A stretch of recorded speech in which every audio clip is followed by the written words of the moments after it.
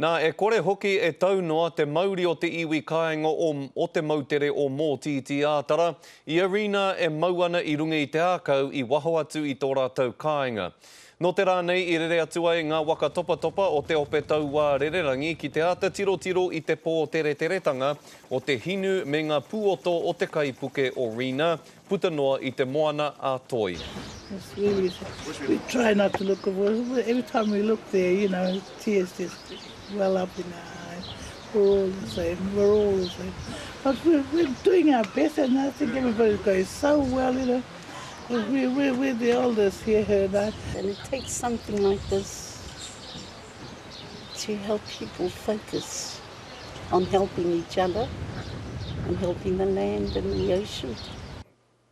Ko te tūmanako o enei uri o te mautere nei, kia aronui te kāwanatanga ki te whakapakari i ngā ture, kia kore ai tēnei raru e huāke anō. Ahakoa kei te ngākau nui rātou ki te kohi i te hinu me ngā momo paru katoa i te moana, he mahi tērā e kore rawa pea e mutu kaunoa i roto i ngā maramatata e tū mai nei. Nā, me whakawhiti atu tātou i naenei kia Parekura Horomia, mā ngai take Māori o te rōpū reipa, tēnā koe Parekura. Tēnā koe Skari. E hoa kua tai atu ngā raru o te kaipuke nei ki tōrohe i naenei, arā ki te ikaroa rāwhiti, ko te araroa hoki tētahi wāhi e hinutia ana i tēnei wānei, kua kōrero koe ki te haukāinga? Ki wetahi o rātou i spei, i pōtaka e tai atu te hinu i reira, i iti atu, engari e pāpauri atu rātou, kei te tūpakari atu rātou mo te tai o te hinu. Ea hana rātou hei kaupare atu i te pāinga o te hinu ki te rohe? O kare he take hau tēnei mo rātou. Ki tatu tātou i wera mārama a murira, e peke peke hare mo tō rātou wiriwiri e putana tēnei whana. Kua tai atu i te wā, i reira kē rātou e tino pakari atu, hei whakatika tika, hei manaki atu te takutai mona me te whenua o te kāinga. Hei tā te whānau apanui Parekura, koe nei te take i kaha whakahe atu ai rātou i te kōwiritanga o te papa moana i rau kumara. Kei te tautoko koe i a rātou i naenei? Ai.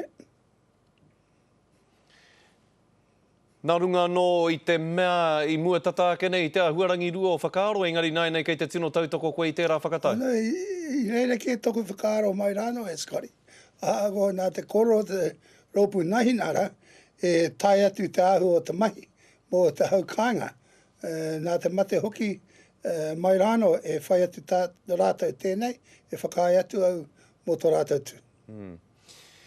Kia huri ake ki te kōrero mō ngā uri o te mautere o Mōtiti Ātara, hei tā rātou, ko tō rātou hiahia, kia aronui te kāwanatanga ki te whakapakari i ngā ture, kia kore ai tēnei momo raru e huāke anō, kei te tautoko koe i tērā whakahau?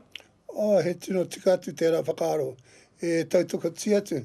Nā te mate hoki, i reira kē tētahi kōrero nui mō te ture e pāna ki te ahu pēnei tonu, e rua taupe a murira e kore e tae, ngari e tautoko ti atu wera whakaaro. Ka whakamahi koutou o te rōpū reipa i tēnei momo take hei wero i te kāwanatanga i mui te kōwhiringa pōti e haere ake nei? I reira kē ngā tino momo wero e Scotty engari nā te pāpauri i rotia tēnei, e moi hatu tātou tēnei tino moke mo tātou te nui o ngā Māori e ako i te wahi o Mōtiti o Matatā ngā nui o ngā wai o Tauranga Mona e tautoko ti atu te whakatika a tēnei.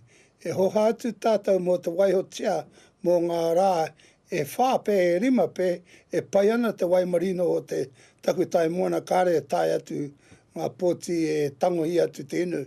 Engari e kita atu te kaharawa i rotia rātou, e whai atu kia te kāwana tētahi wāhi e mahi atu engari ahua roro atu tō rātou hokinga ki te whakatika.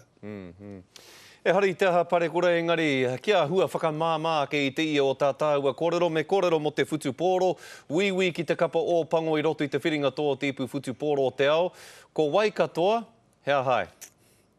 Ako te wiwi te wāwā e hoa, ki reira kē ngā konohi Māori pēri ia piri, e piri atu te oti pai mo tātou katoa te whenua. Nā te pai hoki e nui atu ngā whakapapa Māori i runga te whenua ra, e tangohi atu te kapu mō tātou e waihoti atu i tō tātou whenua. Ngā wari noi hoa hei tau. O, pai ana, Tēnā koe parekora ngā mihi nui ki a koe. tēnā koe mata.